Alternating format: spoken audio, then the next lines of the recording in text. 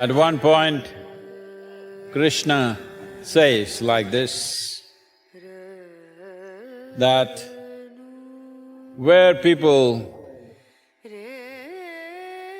sing, laugh, cry, dance, without any sense of hesitation or shame, such people will purify the universe.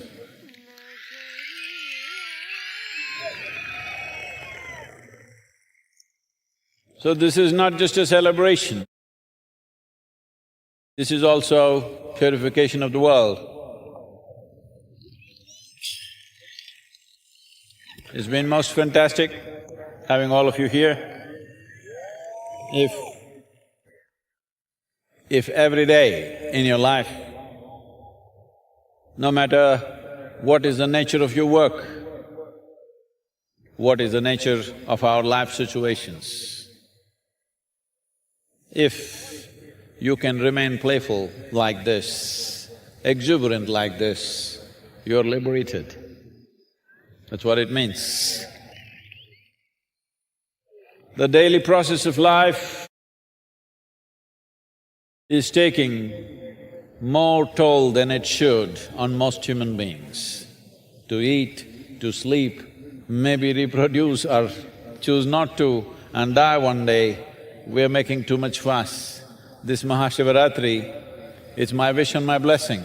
This should become a turning point for you to take your life little more playfully. You're too dead serious, that's the whole problem about too many things. Well, you can live death joyfully, whether you like it or not. This is the dying self. Either you can live death joyfully, or you can become dead serious and suffer everything that happens to you.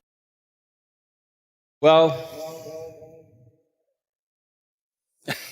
this many people with such a sense of involvement, exuberance and participation, I don't think it happens anywhere else. I hope it happens in many places. I hope this happens all over the world, not just here, because this is what is needed, that we can be together without knowing who you are, joyfully, no matter who you are, what you are, but it is possible for human beings to be like this. So this night, what you have lived, please make it a part of your life and see how you can include anybody and everybody into this, because this is what the world needs. World needs little more playfulness. This being damn serious about everything, making small things so big. Little things in life are taking people's lives. Like the Vice President was mentioning, there are a huge number of people taking their own lives. Suicide. Children below 18 years of age committing suicide in India. Below 15 years of age, nearly 8,000 children committed suicide last year, below 15 years of age.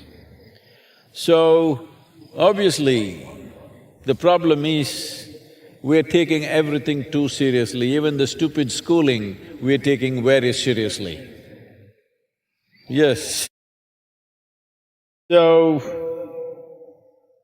this is a possibility that if you do a little bit of work, Adiyogi has offered us innumerable ways of how you can transform the very energy that you are. Your geometry, your chemistry and your energies can be transformed into such an alignment with everything around you that life becomes utterly playful. And I want you to remember, it's a brief sparkle of life that you have. Before you were born, you were dead for a very long time. And when you die, you will be dead for a very, very long time. You're alive for a very brief amount of time. This time should happen in a most pleasant and wonderful way to yourself and everybody else around you. This is what Mahashivratri is about. You have demonstrated it's possible for you. It doesn't matter who is next to you, not knowing their name, not knowing where they come from, what they have done in their life, you can sing and dance with them. You have demonstrated this, that it is possible. Please let's make it happen in your lives and in the world that we live in. There can't be a better crowd anywhere. In such a mass of people, absolute discipline and joy, this is truly wonderful. This is the kind of world that we need to create, that we can be with just about any kind of people joyfully. This is what is needed. Don't put too many conditions on your joy. This is the important thing. Do not put too many conditions. I'm not joyful because this person said this, that person said that, he did this, he did that. They passed a law in this country. Well, everything you can conduct joyfully. Joyful does not mean you give up purpose of life. You can pursue whatever purpose you want to much more efficiently if you are playful and joyful. This is what is important. Make use of this night as a foundation to create that for yourself and everybody else around you.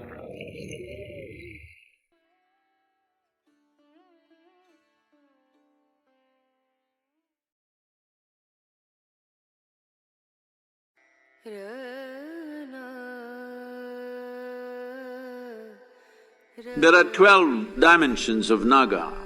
There is a 400-meter long serpent mound. Wherever pratyahara happened, there Naga lived. Your Adishesha has to begin to uncoil and move if you want to know aspects beyond five senses. Where the five senses fail, there the work of the Naga begins. There are 12 dimensions of Naga which are worshipped in India. These are called Ananta, Vasuki, Shesha, Padma, Kambala, Karkotaka, Ashvatara, Dhritarashtra, Sankapala, Kaliya, Takshaka and Pingala. These are the 12 aspects. These 12 aspects also relate to the 12 aspects of the calendar, the 12 aspects of the stars and stuff that people read. In various cultures, literally across the world, you see symbolisms, symbolic proof. From 20,000 years onwards, you will see various artifacts around the world showing how snake played an important part in their mystical journey of those tribes in variety of places, from Russia to China, of course India, Africa, Egypt, Greece, South America, North America, everywhere you have serpent symbolism representing this. And in North America, we discovered there is a 400-meter long serpent mound in Ohio, 400 meters long, overlooking a very big crater which could have happened either because of an asteroid hit or maybe a gas burst, they are saying, we do not know how it happened. But a 400-meter long serpent built with mud, a mound, it's a serpent mound. So, various people across the world have come to this not by transportation of cultures, that also has happened, but that is not the reason why it's happened. Wherever people perceive something beyond five senses, wherever people spend time, more eyes closed, pratyahara essentially. Pratyahara means you withdrew your senses. Wherever pratyahara happened, wherever withdrawal of sense happened, there Naga lived. There they recognized the significance of this dimension of evolutionary residue which remains within us, and how we can activate that, and how it can become a process of one's evolution beyond the limitations of one's senses. The snake which is around Shiva's throat is referred to as Vasuki, but the Vishnu's snake is referred to as Shesha.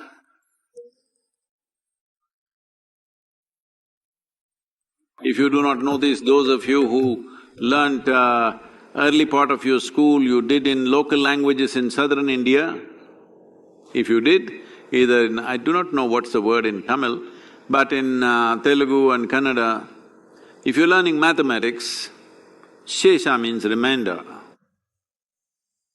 In mathematics, it's a common thing, Shesha. So that is the word that is used for this, because this snake or this serpent represents the Shesha, or what is always a remainder of when a certain creation ends, certain things remain, a certain core aspect remains, which once again germinates into another creation. So it is upon this Shesha that Vishnu rests. That means when he is resting, when there is no creation to maintain, he is resting on Shesha, what is remainder. Adi Shesha uncoils and time moves forward. This is the mythology about it. This means the remainder that is left from the previous creation stays, and when it begins to uncoil, it is called as Adi Shesha because it's the first reminder which is there, and it uncoils means another creation begins to happen.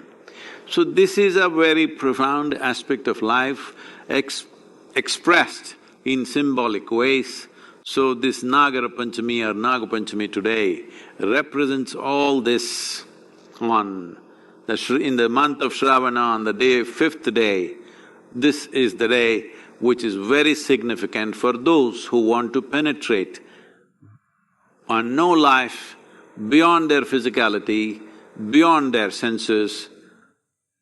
This is not just about experiencing or realization or liberation, this is about knowing. If you want to know, maybe not everybody wishes to know, that is okay. Some people just want to be free, they don't care to know, it's all right. But those who want to know, for them, this aspect of evolutionary reminder within you is very, very important. Otherwise, it doesn't really function, whether you actually relate to the symbolism or not, but you have to invigorate that dimension.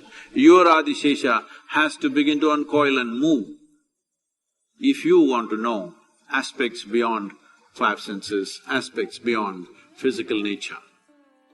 The Naga represents that dimension which cannot be perceived by the senses. It is because of that, in the yogic culture, maximum attention was given to Naga.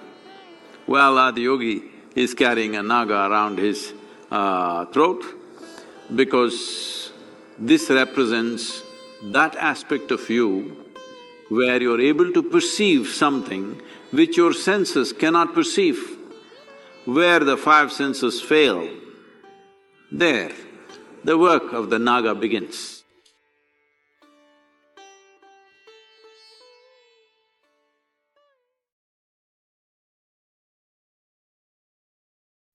If something in you became quieter, clearer, or maybe even more restless after this video, then it was already worth it.